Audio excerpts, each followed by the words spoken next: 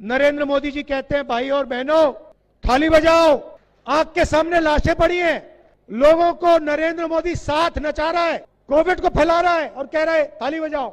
और उनकी मीडिया, अदानी की मीडिया पीछे से वाह वाह वाह वाह वाह वाह वाह वाह वाह वाह वाह वाह वाह, मजा आ गया, मजा आ गया, मजा आ गया। उसके बाद कहता है लाइट चलाओ, मोबाइल फोन की लाइट जलाओ, मीडिया कहता है ताली बजा रहा है, शाबाश शाबाश, मजा आ गया, मजा आ गया। वहां पे लोग मर रहे हैं, लाशों का ढेर सामने पड़ा है, गंगा मां में भर गए, लाखों लाशें दिख रही हैं, टीवी वाले नहीं दिखा रहे। अदानी जी का लाखों करोड़ रुपए कर्जा माफ किया है, टीवी अदानी का है।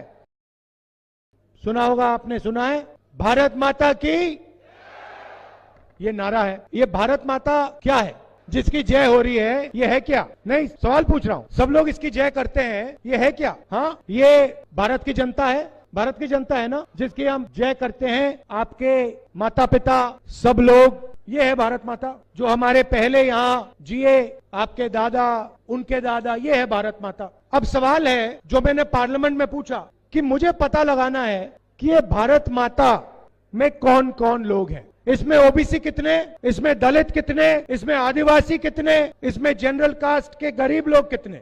हम 24 घंटा राजनीतिक बात करते हैं, भारत माता की जय बोलते हैं, मगर हम ये पता नहीं लगाना चाहते, मोदी जी ये पता नहीं लगाना चाहते कि इस देश में पिछड़े लोग कितने हैं। मैंने पार्लियामेंट हाउस में जाति जनगणना का सवाल उठाया। मैंने कहा कि देखिए, अगर हम सचमुच में भारत माता की जय करना चाहते हैं तो हमें सबसे पहले पता लगाना पड़ेगा इस देश में किसकी कितनी आबादी है। सही बात है, गलत है? अगर हमें यही नहीं मालूम कि इस देश में दलित कितने, आदिवासी कितने, पिछड़े लोग कितने, तो भारत माता में जो शक्ति होनी चाहिए, जब हम नारा बोलते हैं भारत माता की जय, वो शक्ति नहीं होगी। उस दिन के बाद नरेंद्र मोदी जी ने अपना भाषण बदल दिया। जैसे मैंने कहा कि भैया जाति जनगणना करनी है, नरेंद्र मोदी जी के सब भाषण बदल गए। आपको याद होगा, पहले नरेंद्र मोदी जी हर भाषण में कहते थे मैं ओबीसी हूं, याद है? याद है? हर भाषण में मैं ओबीसी, मैं ओबीसी। और जिस दिन मैंने कहा भैया, मैंने कहा नरेंद्र मोदी जी, पार्लियामेंट में कहा नरेंद्र मोदी जी एक काम करिए, आपने पूरी दुनिया को बता दिया आप ओबीसी हो, अब पता लगाते हैं हिंदुस्तान में ओबीसी कितने हैं। उस दिन के बाद नरेंद्र मोदी ने नया भाषण शुरू किया। कहते हैं भाइयों और बहनों, हिंदुस्तान में कोई जात नहीं है। अच्छा, हिंदुस्तान में भाइयों बहनों कोई जात नहीं है, सिर्फ गरीब है।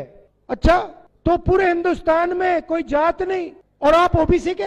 आपने ओबीसी कह कहकर 12,000 करोड़ का हवाई जहाज खरीद लिया, हर रोज नए कपड़े पहनते हो, मतलब दिन में आपको दिखेगा 3 बार नरेंद्र मोदी जी कपड़े बदल देते हैं, 12 करोड़ की गाड़ी में घूमते हैं। और जब सैनिक सम्मान पे आऊंगा, और जब हिंदुस्तान का युवा, चाहे वो ओबीसी हो, दलित हो, आदिवासी हो, वो कहता है भैया हमें अपनी जनसंख्या पता लगानी है, आप कहते हो देश में जात ही नहीं है।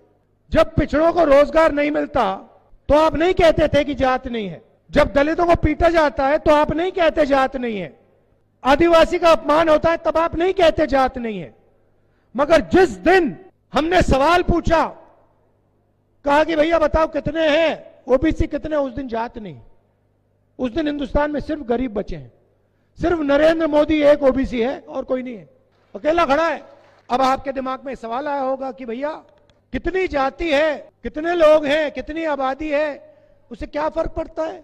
हमें तो मालूम है, हम ओबीसी हैं, हम आदिवासी हैं, हम दलित हैं। मैं आपको बताता हूं, आप किसी भी बच्चे से पूछो, 10 साल का बच्चा, उससे पूछो बेटा क्या करना चाहते हो, वो आपको कहेगा मैं आईएएस में काम करना चाहता हूं। सही या गलत?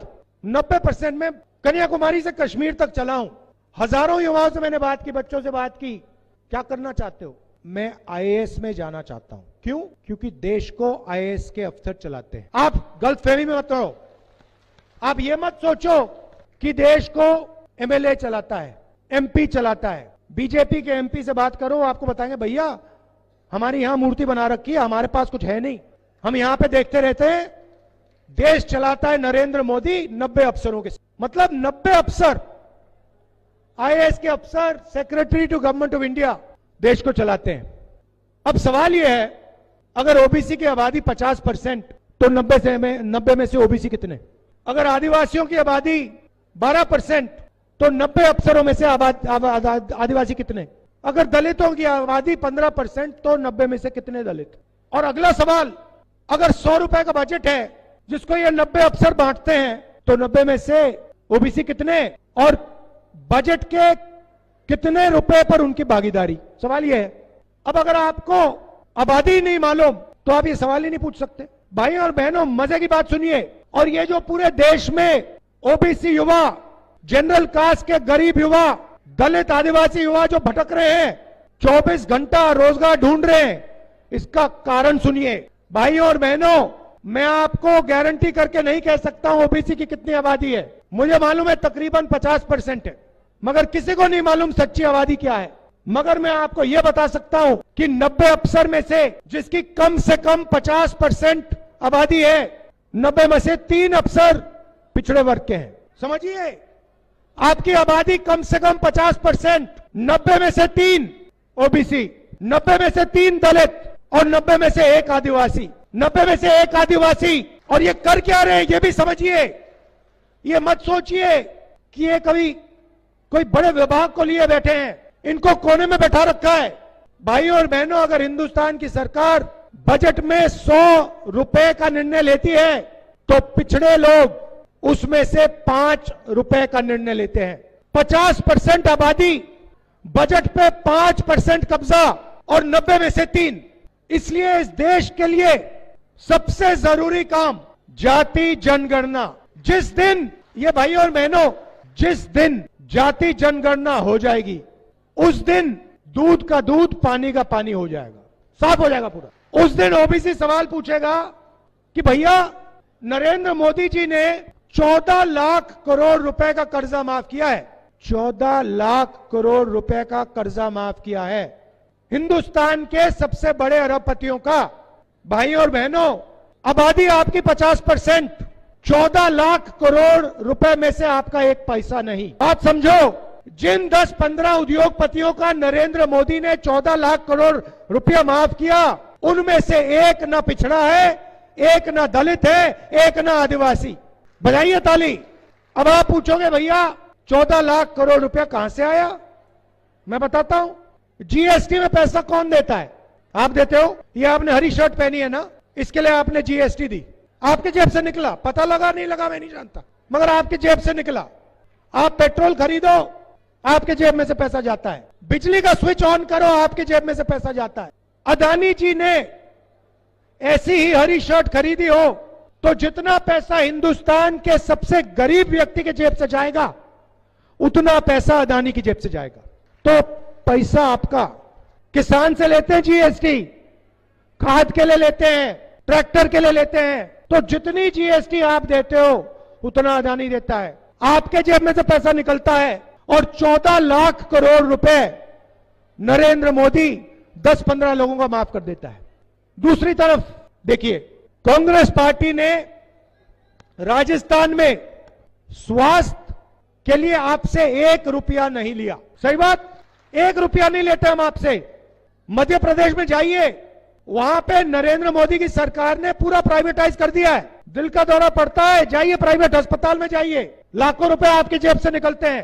कैंसर हो जाता है, इलाज के लिए लाखों रुपए प्राइवेट हाथों में चले जाते हैं। हमने 1 रुपया नहीं लिया। 25 लाख रुपए तक आपको छूट है।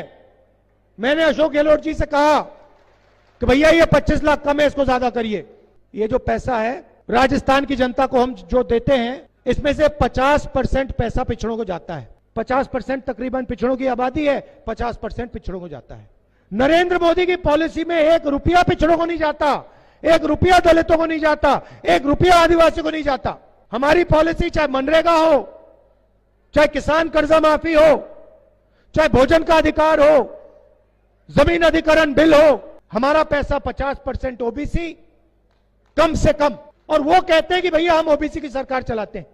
यहां आदिवासी बैठे हैं, नया शब्द लाए हैं, हम आपको आदिवासी कहते हैं, हम आपको आदिवासी कहते हैं, वो आपको वनवासी कहते हैं। शब्द में बहुत फर्क है। आदिवासी का मतलब वो लोग जो इस जमीन के पहले मालिक हैं। बहुत गहरी बात है, शब्दों के अंदर बहुत चीजें छुपी होती हैं। वो लोग जो इस जमीन के पहले और असली मालिक हैं। मतलब इस जमीन का अधिकार, जंगल का अधिकार, जल का अधिकार आदिवासियों को मिलना चाहिए। जो उनका हक है उनको वापस मिलना चाहिए। यह है आदिवासी शब्द का मतलब अगर आदिवासियों के बच्चे इंजीनियर बनना चाहते हैं, डॉक्टर बनना चाहते हैं, बड़ी से बड़ी कंपनी चलाना चाहते हैं, व्यापार करना चाहते हैं, तो उनकी पूरी मदद होनी चाहिए और उनका हक बनता है। नरेंद्र मोदी जी नया शब्द लाए, वनवासी। वनवासी का मतलब वो लोग जो जंगल में रहते हैं। पता नहीं आपने देखा नहीं देखा, बीजेपी का एक मंत्री है, एक एमएलए है, सॉरी, मध्य प्रदेश में, उसका वीडियो वायरल हुआ। आदिवासी पर वो पेशाब कर रहा है। देखा आपने? देखा है? बीजेपी का नेता आदिवासी युवा पर, जिसको वो वनवासी कहते हैं, उस पर पेशाब कर रहा है और उसका मित्र वीडियो ले रहा है और पूरे देश में उसको वायरल कर रहे हैं। राजस्थान के लोगों ने देखा उसको, गुजरात के लोगों ने देखा उसको। ये है उनकी सोच। आपने कभी किसी बीजेपी नेता को जानवर पर पेशाब करते हुए देखा है? नहीं। कभी आपको बीजेपी का नेता जानवर पर पेशाब करते हुए कभी नहीं दिखेगा, मगर आदिवासी पर पेशाब करते हुए दिखेगा। राजस्थान में कांग्रेस पार्टी ने दलित जो हमारा विधायक था उसको टिकट नहीं दिया। हमने कहा कि ऐसे आदमी को हम कांग्रेस पार्टी में टिकट नहीं देने वाले हैं। बीजेपी ने एकदम उसको उठा लिया। उनकी सोच है ये। इसीलिए नरेंद्र मोदी आज कह रहे हैं कि हिंदुस्तान में कोई जात नहीं है, सिर्फ गरीब है। हक देने का समय आया तो कोई जात नहीं है, लड़ाने का समय आया तो एकदम ओबीसी पैदा हो जाता है, दलित पैदा हो जाता है, सब पैदा हो जाते हैं। ये उनकी विचारधारा है। इसलिए मैं कन्याकुमारी से कश्मीर तक चलाऊं, 4000 किलोमीटर चलाऊं। कांग्रेस पार्टी ने आपको 7 गारंटी दी है। हम 2 हिंदुस्तान नहीं चाहते। एक हिंदुस्तान जहां 14 लाख करोड़ रुपए कर्जा माफ हो जाए, दूसरा हिंदुस्तान जहां किसान जाए, बैंक लोन माफ कराने जाए और उसको नरेंद्र मोदी की पॉलिसियां से बाहर निकाल के मार दिया जाए। हमें नहीं चाहिए। अदानी का हिंदुस्तान हमें नहीं चाहिए। इसलिए हमने 7 गारंटी दी हैं। यहां हमारी बहनें आई हैं, सामने बैठी हैं, आप बात सुनिए। राजस्थान के हर घर में महिला को साल के 10,000 रुपए बैंक अकाउंट में कांग्रेस पार्टी डाल के देगी। गैस सिलेंडर पहले 400 रुपए का होता था, नरेंद्र मोदी शिकायत करते थे। आज नरेंद्र मोदी ने 1200 का कर दिया है। छत्तीसगढ़ में हमने 500 का करा है, कर्नाटक में हमने 500 का किया है। पता लगाना है, पूछ लीजिए। राजस्थान में चुनाव के एकदम बाद कांग्रेस पार्टी की सरकार बनेगी, 500 रुपए का आपका सिलेंडर हो जाएगा। इंग्लिश स्कूल का हमने पूरे राजस्थान में जाल बिछाया है और फ्री लैपटॉप, सरकारी कॉलेज के स्टूडेंट्स को हम फ्री लैपटॉप देते हैं। और शायद सबसे बड़ा काम, नरेंद्र मोदी जी ने जो पुराना पेंशन स्कीम था उसको रद्द किया। आपके जेब में से पैसा निकाला, हमने उसको फिर से राजस्थान में लागू कर दिया है। लाखों लोगों को इसका फायदा मिला है। भाइयों और बहनों, यहां पे नरेंद्र मोदी जी ने स्वयं आपसे कनाल का वायदा किया था नहीं किया था?